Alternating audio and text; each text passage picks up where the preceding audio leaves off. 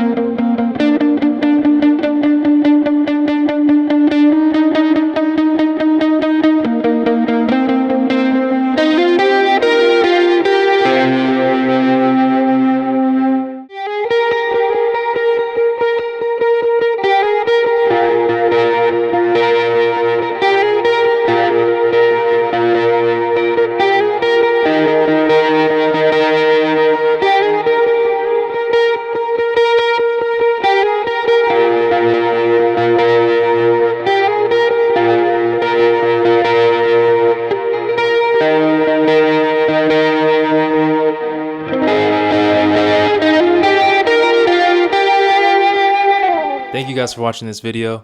I hope this video helped you learn how to play this song a little bit better.